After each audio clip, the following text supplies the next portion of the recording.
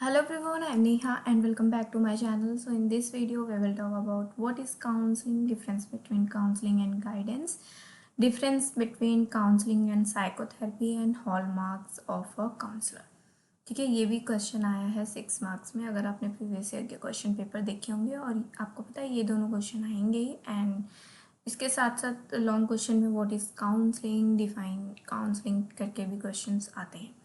सो ये जो टॉपिक है ये MPCE 021 का है, काउंसलिंग साइकोलॉजी। इससे पहले भी हमने 022 और 023 के ऑलमोस्ट टॉपिक्स कवर किए हैं, जिनका लिंक मैं डिस्क्रिप्शन में दे दूँगी, आप वहाँ से वीडियोस देख सकते हैं। ठीक है, एग्ज़ाम्स बहुत पास में है, फटाफट से अपनी प्रिपरेशन स्टार्ट कर दें। एज यू ऑल नो कि फर्स्ट पेपर के बाद तो गैप होता है, सेकंड और थर्ड में गैप नहीं होती है, 1 डे का होता है या तो किसी टाइम पे वो भी नहीं होता है। तो आप अपनी प्रिपरेशन पहले से ही करेंगे तो उस टाइम पे आपका बर्डन नहीं पड़ेगा। ठीक है, और जो सिलेबस है वो भी बहुत लेंदी है 022 और 023 का। ओके, सो टॉपिक स्टार्ट करने से पहले अगर मेरी वीडियो पसंद आए तो प्लीज़ लाइक करना, शेयर करना, और मेरे चैनल पे नए हैं तो प्लीज़ मेरे चैनल को सब्सक्राइब करना फॉर मोर वीडियोस। अगर आप लाइक, शेयर एंड सब्सक्राइब करते हैं तो मुझे मोटिवेशन मिलता है ऐसे ही वीडियोस अपलोड करने का, जो कि आपके एग्ज़ाम के लिए हेल्पफुल होती है। ठीक है, so let's begin the topic. तो सबसे पहले हम डेफिनेशन ऑफ काउंसलिंग देख लेते हैं।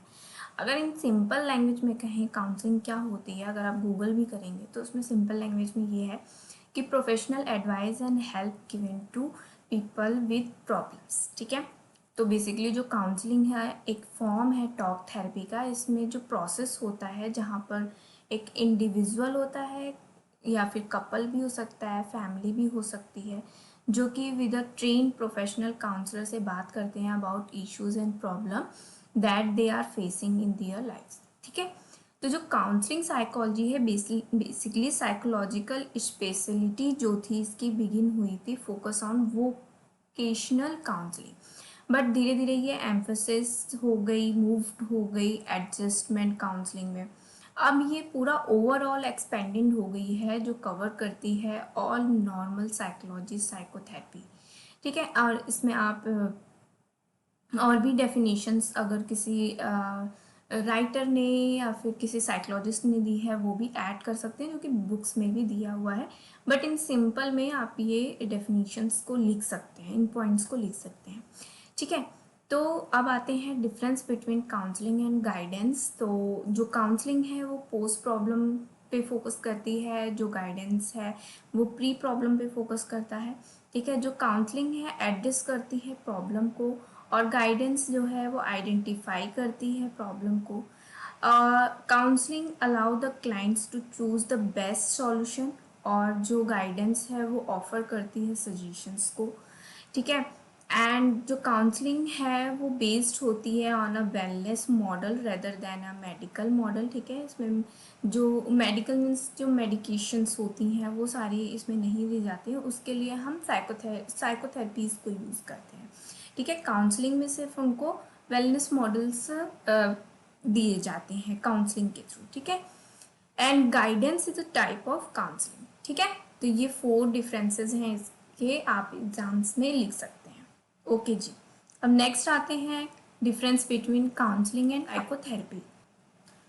ओके, तो फर्स्ट पॉइंट है काउंसलिंग में कि ये शॉर्ट टर्म प्रोसेस होता है। शॉर्ट टर्म प्रोसेस मतलब कि जैसे कि हम डिप्रेशन के बारे में, किसी कोई पर्सन है, कोई क्लाइंट है जिसको डिप्रेशन है, तो हम क्या करेंगे, सिर्फ अंडरस्टैंड करेंगे कि उसको क्या कॉज हो सकते हैं डिप्रेशन के, जिसमें हम CBT को यूज़ कर सकते हैं। मीन्स कि कोई ऐसा ट्रिगर है, कोई ऐसा इवेंट है या सिचुएशन है जिसकी वजह से उसको डिप्रेशन हुआ है। ठीक है, कॉग्निटिव बिहेवियरल थेरेपी, या फिर इंटरपर्सनल IPT मीन्स कि इंटरपर्सनल थेरेपी को यूज़ कर सकते हैं, जिससे पता चले हो सकता है उसके किसी रिलेशनशिप में कोई प्रॉब्लम हो जिसकी वजह से उसको डिप्रेशन हो रहा हो। ठीक है, वहीं पर जो लॉन्ग टर्म प्रोसेस होता है साइकोथेरेपी में होता है। ठीक है, इसमें क्या होता है आपको पता ही है कि इसमें एक्सप्लोर किया जाता है डीप इश्यूज फॉर योर या फिर क्लाइंट पास्ट एक्सपीरियंसेस, जो पास्ट में एक्सपीरियंसेस हुए हैं उसके बेस पर डीप एक्सप्लोरेशन किया जाता है साइकोथेरेपी में।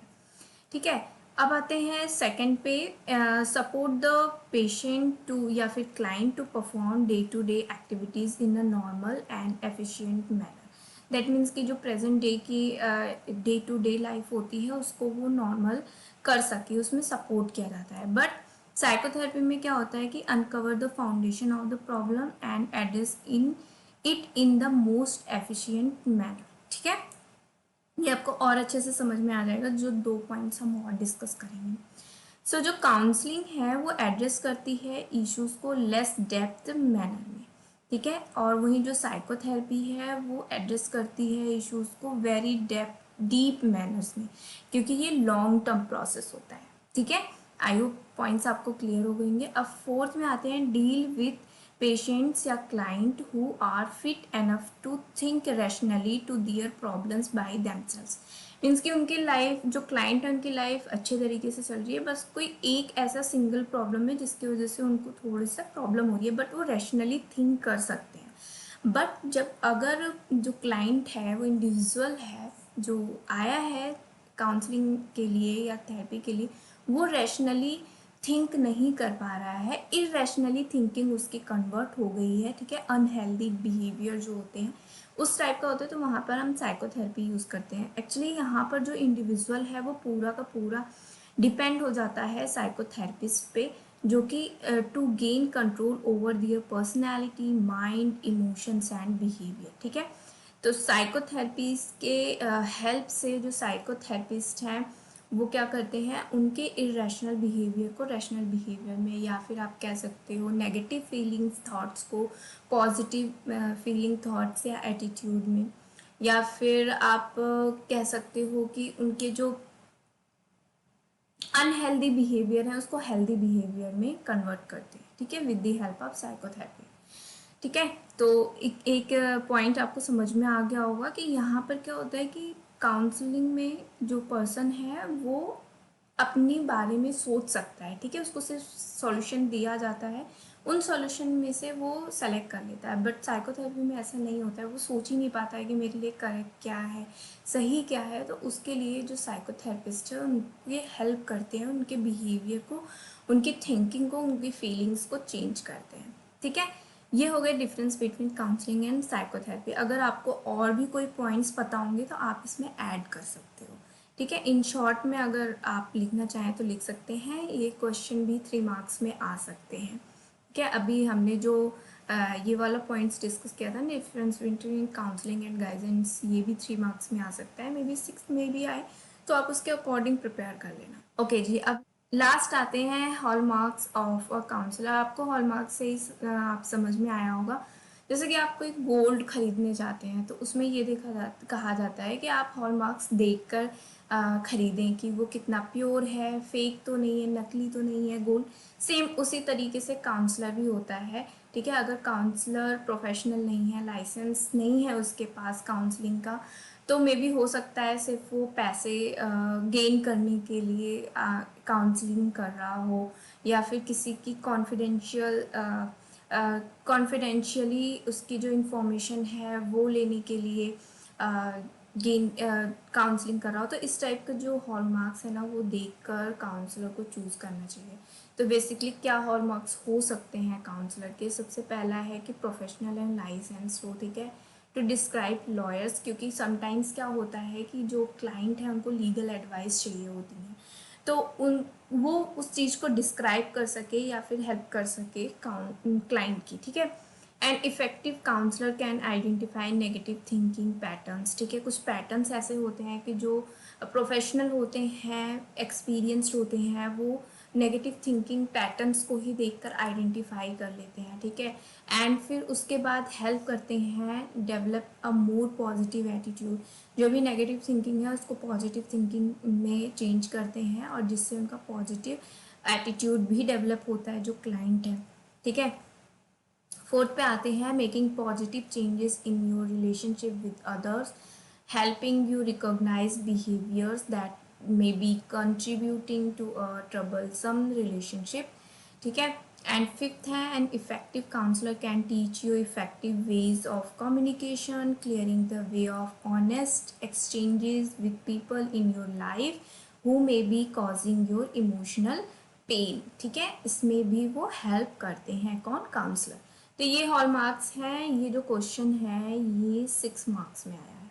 ठीक है, प्रीवियस ईयर के क्वेश्चन पेपर, इसलिए मैं हमेशा कहती हूँ कि आप प्रीवियस ईयर के क्वेश्चन पेपर जरूर देखें, क्योंकि उससे आपको आइडिया मिल जाएगा कि किस टाइप के क्वेश्चन आए हैं, किस पे हमें ज़्यादा फोकस देना है। ठीक है, वैसे तो आपका सिलेबस है तो आपको ओवरऑल पढ़ना चाहिए, बट एग्ज़ाम टाइम में आप उस पर ज़्यादा फोकस दें जो एग्ज़ाम्स में आते हैं।